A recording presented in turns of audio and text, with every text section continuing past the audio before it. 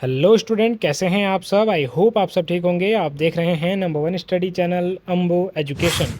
तो स्टूडेंट, आज की इस वीडियो में हम कवर करने वाले हैं टॉप 35 बार बार एग्जाम में पूछे जाने वाले क्वेश्चन। तो वीडियो को अंत तक जरूर से देखिएगा और चैनल पर नए हैं तो चैनल को सब्सक्राइब करके बेल आइकन आवश्यक रूप से प्रेस कर दीजिएगा ताकि आप ऐसे ही नॉलेजेबल वीडियो भविष्य में देखते रहें। वीडियो को स्टार्ट करते हैं स्टूडेंट बिना किसी देरी के। पहला सवाल आप देख पा रहे होंगे। पहला सवाल है, लोकसभा को भंग करने की शक्ति किसके पास है। लोकसभा को भंग करने की शक्ति किसके पास है। तो आपको चार ऑप्शन दिए गए स्टूडेंट, जिसमें से ऑप्शन बी राष्ट्रपति सही उत्तर हो जाएगा, राष्ट्रपति के पास है। अगला सवाल है स्टूडेंट, राज्यसभा को किस कारण से स्थायी सदन कहा जाता है। राज्यसभा को किस कारण से स्थायी सदन कहा जाता है। किस कारण से कहा जाता है स्टूडेंट। ऑप्शन ए, इसे कभी भंग नहीं किया जाता, इस कारण से। अगला सवाल है, संविधान की प्रस्तावना को किस वाद में न्याय ने संविधान का हिस्सा माना। संविधान की प्रस्तावना को किस वाद में न्यायालय ने किस वाद में न्यायालय ने जो है कि संविधान का हिस्सा माना। यानी कि कौन सा ऐसा वाद था जिसमें न्यायालय ने इसे संविधान का हिस्सा माना। तो वो था स्टूडेंट केशवानंद भारती वाद। ऑप्शन बी आपका सही जवाब हो जाएगा स्टूडेंट। बहुत ही ज़्यादा इंपॉर्टेंट है, कई बार एग्जाम में पूछा जा चुका है। पंचायती राज व्यवस्था की अवधारणा सबसे पहले कहाँ विकसित हुई थी। पंचायती राज व्यवस्था की अवधारणा सबसे पहले कहाँ विकसित हुई थी। तो ये हुई थी स्टूडेंट भारत में। ऑप्शन ए भारत आपका बिल्कुल सही जवाब हो जाएगा स्टूडेंट। अगला सवाल है, 86 में संविधान संशोधन 2002 द्वारा किस अधिकार को मौलिक अधिकार बनाया गया। किस अधिकार को मौलिक अधिकार बनाया गया। तो वो कौन सा अधिकार था स्टूडेंट। ऑप्शन बी शिक्षा का अधिकार। ऑप्शन बी आपका बिल्कुल सही जवाब हो जाएगा स्टूडेंट, शिक्षा का अधिकार।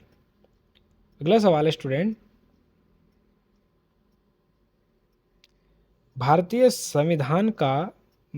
संविधान का कौन सा अनुच्छेद समान नागरिक संहिता यूनिफॉर्म सिविल कोड से संबंधित है। यूनिफॉर्म सिविल कोड से संबंधित है। तो कौन सा संबंधित है। तो ऑप्शन ए आपका सही जवाब हो जाएगा, अनुच्छेद 40 संबंधित है। अनुच्छेद 40। ऑप्शन ए आपका बिल्कुल सही जवाब हो जाएगा स्टूडेंट, ऑप्शन ए। अगला सवाल है स्टूडेंट, भारतीय संघीय प्रणाली किस प्रकार की है। भारतीय संघीय प्रणाली किस प्रकार की है। तो किस प्रकार की है स्टूडेंट। ऑप्शन सी अर्ध संघीय आपका सही जवाब हो जाएगा स्टूडेंट, ऑप्शन सी अर्ध संघीय। अगला सवाल है स्टूडेंट, भारत में योजना आयोग को किस वर्ष समाप्त कर नीति आयोग बनाया गया। योजना आयोग को किस वर्ष समाप्त कर नीति आयोग बनाया गया। तो वो बनाया गया स्टूडेंट 2015 में। ऑप्शन सी आपका बिल्कुल सही जवाब हो जाएगा स्टूडेंट। अगला सवाल है स्टूडेंट, भारत में सबसे पहले महिला मुख्यमंत्री कौन बनी। भारत में सबसे पहले महिला मुख्यमंत्री कौन बनी। तो कौन बनी student. Option A Sucheta Kripalani आपका बिल्कुल सही जवाब हो जाएगा स्टूडेंट, सुचेता कृपलानी। अगला सवाल है स्टूडेंट, भारतीय संसद की द्विसदनीय व्यवस्था का उल्लेख संविधान के किस भाग में है। तो संविधान के भाग 5 में है स्टूडेंट। ऑप्शन बी आपका सही जवाब हो जाएगा, भाग 5 में है। अगला सवाल है स्टूडेंट, भारतीय संविधान में कुल कितने अनुच्छेद आर्टिकल प्रारंभ में थे। भारतीय संविधान में कुल कितने अनुच्छेद आर्टिकल प्रारंभ में थे। तो कितने थे student. Option A 395। Option A आपका बिल्कुल सही जवाब हो जाएगा, 395। अगला सवाल है स्टूडेंट, लोकसभा की अधिकतम संख्या कितनी निर्धारित है। लोकसभा की अधिकतम संख्या कितनी निर्धारित है। तो कितनी है, 552। ऑप्शन सी 552 आपका बिल्कुल सही जवाब हो जाएगा स्टूडेंट। अगला सवाल है, संविधान का कौन सा अनुच्छेद हिंदी को राजभाषा घोषित करता है। तो कौन सा अनुच्छेद हिंदी को राजभाषा घोषित करता है। अनुच्छेद 343। ऑप्शन बी आपका बिल्कुल सही जवाब हो जाएगा स्टूडेंट। अगला सवाल है, भारतीय संविधान में कुल कितने भाग हैं वर्तमान में? तो स्टूडेंट वर्तमान में कुल 22 जो हैं कि भाग हैं। कितने? भारतीय संविधान में कितने भाग हैं? 22 भाग। ऑप्शन बी आपका सही जवाब हो जाएगा स्टूडेंट। अगला सवाल है, भारतीय चुनाव आयोग में अधिकतम कितने चुनाव आयुक्त हो सकते हैं? भारतीय चुनाव आयोग में अधिकतम कितने चुनाव आयुक्त हो सकते हैं? तो 3 चुनाव आयुक्त हो सकते हैं। ऑप्शन सी 3 आपका सही जवाब हो जाएगा स्टूडेंट। अगला सवाल है, भारतीय संविधान में मूल अधिकारों का निलंबन कब प्रारंभ है? कल कब संभव है? कल कब संभव है? तो जब जो है कि आपातकाल हो, आपातकाल में। ऑप्शन बी आपका सही जवाब हो जाएगा स्टूडेंट। अगला सवाल है, गुड वेडनेसडे, तो गुड गवर्नेंस डे कब मनाया जाता है? तो ये मनाया जाता है 25 दिसंबर को। और क्यों मनाया जाता है? अटल बिहारी वाजपेयी जी की जयंती पर मनाया जाता है, ध्यान रखिएगा स्टूडेंट। अगला सवाल है, किस भारतीय राष्ट्रपति को मिसाइल मैन कहा जाता है? किस भारतीय राष्ट्रपति को मिसाइल मैन कहा जाता है? तो डॉक्टर APJ अब्दुल कलाम को जो है कि मिसाइल मैन के नाम से भी जाना जाता है। किसके नाम से? मिसाइल मैन के नाम से। अगला सवाल है स्टूडेंट, राज्य नीति निर्देशक तत्व किस न्यायालय द्वारा न्यायालीन रूपों में लागू नहीं किए जाते? न्यायालीन रूपों में लागू नहीं किए जाते, तो वो कौन से हैं स्टूडेंट? तो वो हैं ऑप्शन डी, यानी कि कोई भी न्यायालय। अगला सवाल है, भारतीय संविधान में भारतीय संविधान में अनुसूचित जनजातियों ST की सूची कौन तय करता है? तो राष्ट्रपति तय करता है। ऑप्शन सी राष्ट्रपति आपका सही जवाब हो जाएगा स्टूडेंट। अगला सवाल है, संविधान की किस अनुसूची में राज्यों और संघ शासित प्रदेशों की सूची है? तो किस अनुसूची में है? ऑप्शन ए पहली अनुसूची आपका सही जवाब हो जाएगा स्टूडेंट, पहली अनुसूची में है।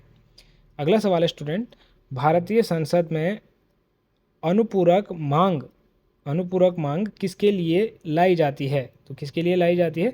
अतिरिक्त धन की आवश्यकता के लिए। ऑप्शन बी आपका सही जवाब हो जाएगा स्टूडेंट, अतिरिक्त धन की आवश्यकता के लिए लाई जाती है। अगला सवाल है स्टूडेंट, समानता का अधिकार भारतीय संविधान के किस अनुच्छेद तक है? तो किस अनुच्छेद तक है? तो ऑप्शन बी सही जवाब हो जाएगा, अनुच्छेद 14 से अनुच्छेद 18 तक है। अगला सवाल देखते हैं स्टूडेंट। अगला सवाल है, चुनाव आयोग एक डैश दिया गया है, निकाय है, तो कैसा निकाय है? संवैधानिक निकाय है। ऑप्शन सी आपका सही जवाब हो जाएगा स्टूडेंट, संवैधानिक निकाय है। अगला सवाल है, राष्ट्रपति शासन की अधिकतम अवधि कितनी हो सकती है? तो अधिकतम अवधि 3 वर्ष हो सकती है राष्ट्रपति शासन की। इसके बाद वहाँ जो है कि स्थायी सरकार गठित करनी आवश्यक। भारतीय सदन की सर्वोच्चता किस प्रकार की है? भारतीय सदन की सर्वोच्चता किस प्रकार की है? तो किस प्रकार की है स्टूडेंट? ऑप्शन सी सीमित प्रकार की है। ऑप्शन सी आपका सही जवाब हो जाएगा स्टूडेंट। अगला सवाल है, भारत का सबसे बड़ा राज्य क्षेत्रफल के आधार पर कौन सा है? तो क्षेत्रफल के आधार पर सबसे बड़ा राज्य ऑप्शन सी राजस्थान है स्टूडेंट, ऑप्शन सी। अगला सवाल है, भारतीय संविधान की किस अनुसूची में भाषाओं का उल्लेख है? तो 8वीं अनुसूची में जो है कि भाषाओं का उल्लेख है। ऑप्शन बी 8वीं अनुसूची आपका सही जवाब हो जाएगा स्टूडेंट। अगला सवाल है, भारत में पंचायती राज प्रणाली का संवैधानिक दर्जा किस वर्ष मिला? भारत में पंचायती राज प्रणाली का संवैधानिक दर्जा किस वर्ष मिला? तो कब मिला स्टूडेंट? 1993 में मिला। ऑप्शन सी 1993 आपका बिल्कुल सही जवाब हो जाएगा स्टूडेंट। अगला सवाल है, किस समिति को भारतीय संविधान की आत्मा कहा जाता है? किस समिति को कहा जाता है? तो वो कहा जाता है स्टूडेंट प्रारूप समिति को। प्रारूप समिति को भारतीय संविधान की आत्मा कहा जाता है, क्योंकि इसके अध्यक्ष जो है कि डॉक्टर भीमराव अंबेडकर भी थे। काफ़ी सारे उल्लेख इन्होंने किए हैं। अगला सवाल है, भारत में मौद्रिक नीति कौन तय करता है? तो भारतीय रिजर्व बैंक तय करता है, आरबीआई। ऑप्शन सी भारतीय रिजर्व बैंक आपका सही जवाब हो जाएगा स्टूडेंट। अगला सवाल है, संसद के दोनों सदनों का प्रयुक्त सत्र कौन बुलाता है? प्रयुक्त सत्र कौन बुलाता है? तो कौन बुलाता है स्टूडेंट? राष्ट्रपति बुलाता है। ऑप्शन बी राष्ट्रपति आपका सही जवाब हो जाएगा स्टूडेंट। अगला सवाल है, भारत में सामाजिक और आर्थिक समानता किस अधिकार का अंग है? किस अधिकार का अंग है? तो ये स्टूडेंट ये है समानता का अधिकार। ऑप्शन ए सही जवाब हो जाएगा। अगला प्रश्न है स्टूडेंट, भारत छोड़ो आंदोलन किस वर्ष हुआ था? तो भारत छोड़ो आंदोलन स्टूडेंट 1942 में हुआ था। ऑप्शन सी 1942 आपका सही जवाब हो जाएगा स्टूडेंट। अगला सवाल है, भारतीय संविधान के किस अनुच्छेद में संविधान संशोधन की प्रक्रिया वर्णित है? भारतीय संविधान के किस अनुच्छेद में संविधान संशोधन की प्रक्रिया वर्णित है? तो किस अनुच्छेद में वर्णित है स्टूडेंट? ऑप्शन सी अनुच्छेद 368 में वर्णित है, अनुच्छेद 368 में। तो ये थे स्टूडेंट 35 इंपॉर्टेंट क्वेश्चन जो कि राजनीति से बिलोंग करते हैं और आपके आने वाले सभी कॉम्पिटिटिव एग्जाम्स के लिए बहुत ही ज़्यादा नॉलेजेबल और हेल्पफुल रहने वाले हैं। तो वीडियो पसंद आई हो तो वीडियो को लाइक करके चैनल को सब्सक्राइब आवश्यक रूप से कर लीजिएगा। मिलते हैं स्टूडेंट एक और नई नॉलेजेबल वीडियो में एक और नई इन्फॉर्मेशन के साथ। तब तक के लिए बाय बाय, टेक केयर।